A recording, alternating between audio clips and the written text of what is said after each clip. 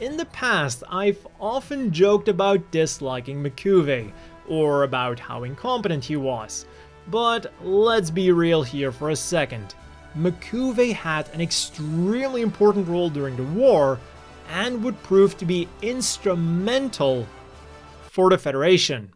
If only he had access to an online learning community with thousands of inspiring classes for just about everyone. Look, it even has classes on leadership. As for me though, I'm currently watching Michael Phillips' series on how to brew an amazing cup of coffee. Back when I was still in Japan, I had fun with my own little coffee making setup, so when I find the time, I definitely wouldn't mind going back to that. And because Skillshare is tailored towards learning, there are no ads and premium classes are added all the time, meaning there's always something new to explore. So click the link in the description down below or use the code Kakarot197 if you too want to start exploring your creativity today. The first 1,000 people to do so will get a 1-month free trial of Skillshare. So now let's see how Zeon would fare without Mquve. The setup here is very simple. From the beginning of the war until the very end, the Federation had complete air superiority, and this was something they fully exploited. So it's not out of the question that whichever craft Mquve was on to descend to Earth, unfortunately got caught up in a Federation raid, and unfortunately got shot down. Meaning that, unfortunately, we'd have to entrust command of Odessa to a different and more capable commander. Someone who was going to be in the region anyways, and maybe someone who was a bit better at everything. Someone like Yuri Kalani, who would waste no time fortifying Odessa. He realized that because of how important the resources from Odessa were, that it would be one of the prime targets for the Federation counterattack, so he knew that he needed to be ready. Rather than a simple mining base, it wouldn't be long before Odessa was dubbed Fortress Odessa by the soldiers stationed there. It now featured multiple fortified lines of defense and a heavy focus on anti-aircraft guns, the Federation Air Force being the one thing that had always been a thorn in Zeon's side. Another important change then was when the White Base first landed on Earth. Having heard the reports on how even the legendary Red Comet was unable to stop the mighty Federation warship and its monstrous mobile suits, Yuri knew that sooner or later he would have to deal with them. Or ideally, he would like someone else to deal with them before they became his and his soldiers' problem. And the solution came in the form of Ramba Ral. After his initial failed attempts to take out the White Base, Yuri was contacted by Dozal Zabi to resupply Ramba and provide him with the new DOMs. And unlike Mquve, Yuri would pull through. Not only would Ramba get his 3 DOMs, but he'd also get an additional Goof armed with a Zaku machine gun and an additional Zaku 2J type armed with a 175mm recoilless rifle and 2 triple missile launchers, putting the total number of mobile suits at Ramba's disposal at a whopping 6. And faced with the raw firepower that these offered, combined with Ramba's experience and strategy, the White Base never stood a chance. The ship, along with all of its mobile suits, were captured. Amuro did make one final attempt to escape with his core fighter in the hopes that he could make it to Federation-controlled territory with the Gundam's data, but it was no use. His fighter was shot down, and the Federation never got the valuable combat data they so desperately needed. Instead, it was now Zeon that would benefit from the Gundam and all of its technological marvels. So the White Base and its mobile suits were shipped to Odessa as soon as possible to begin the reverse engineering process.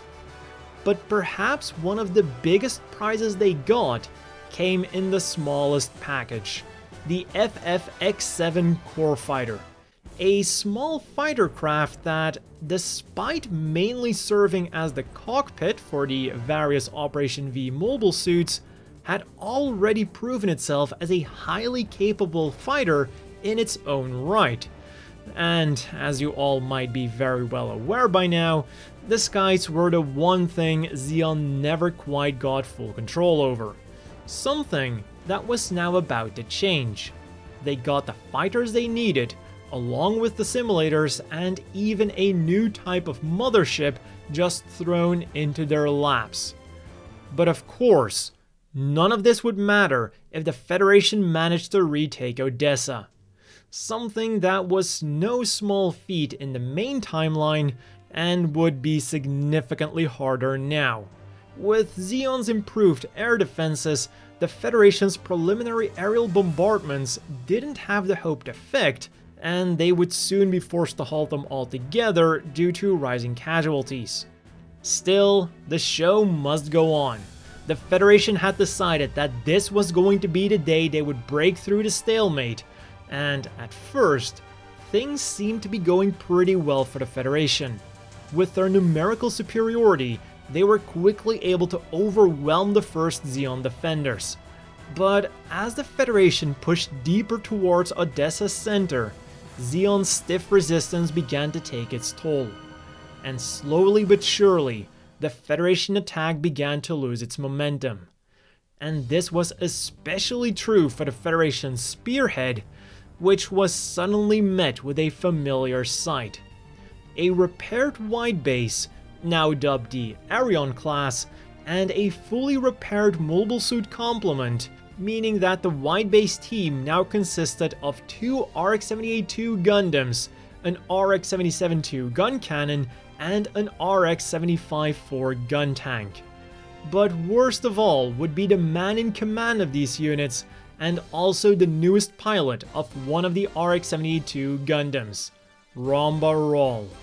The Federation was at the gates of Odessa, but Zeon had managed to keep them closed. Sure, they had to pay a heavy price, but Odessa and all of its resources were still firmly under Zeon's control. However, the Federation wasn't about to simply pack up and call it a day either. As they too now began digging in, both sides were prepared for a siege that would last many months to come. And with the Federation's big assault having come to a grinding halt, the ball was now in Zeon's camp to break the stalemate. And from that, we go from Odessa to California base. In the main timeline, Char had found a secret entrance to Jaburo, the Earth Federation's main base on Earth, while pursuing the wide base. And combined with the fall of Odessa, Char was able to convince the higher-ups to allow him to scrounge together whatever units he could and launch an attack on Jaburo. But with Odessa still in their hands, there was no rush, and things would now instead go as they had originally planned. Instead of a last-ditch aerial assault, Zeon would be taking on the Federation's strongest base using a combined arms approach.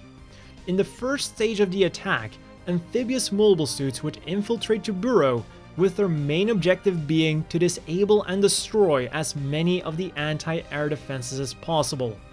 And it wouldn't just be the units that we saw in the anime. Because this attack happened later, Zeon had the time to mass produce the units that were specifically designed to attack Jaburo. Units like the Juagu Heavy Support Unit, the Agugai and Zogok Close Combat Units, and the AG, which was essentially a digging machine that could also be outfitted with weapons. And while they did manage to complete their objectives, it also wasn't without heavy losses either. Without the data provided by the RX-78-2 for the standard version of the GIM, they had instead opted to go for units that had already proven themselves in the field, the GIM ground type and the Gundam ground type. So even with the vanilla GIMs that had already been produced not receiving the RX-72's combat data, as a whole, Jaburo was much more formidable too. But then came the second stage of the attack, the aerial assault. Having learned lessons from the captured core fighters, Zeon's Air Force was now able to actually put up a fight. And combined with the fact that now many of Jaburo's anti-air defenses had been destroyed, this meant that the landing operation was an unprecedented success. And after days of heavy fighting, the Federation's bastion fell, marking the end of the one-year war and victory for the Principality of Zeon. However, this would be far from the end of hostilities in the Universal Century.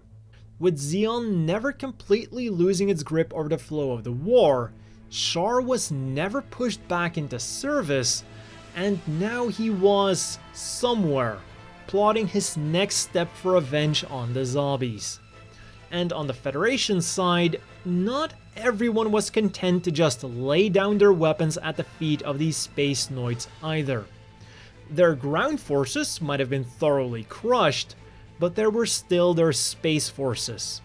And over the course of the war, these had been slowly rebuilt, and they had even launched their own mobile suit development plan that would result in the Gym C-type. In short, Luna 2 was fully capable of defending itself, and by all means was also planning to do so. This resulted in many disgruntled Federation soldiers and officers fleeing to the asteroid base, hoping that one day they could reclaim their homeland. And amongst them was a certain Quattro Bagina. But that is a story for the next April Fool's Day.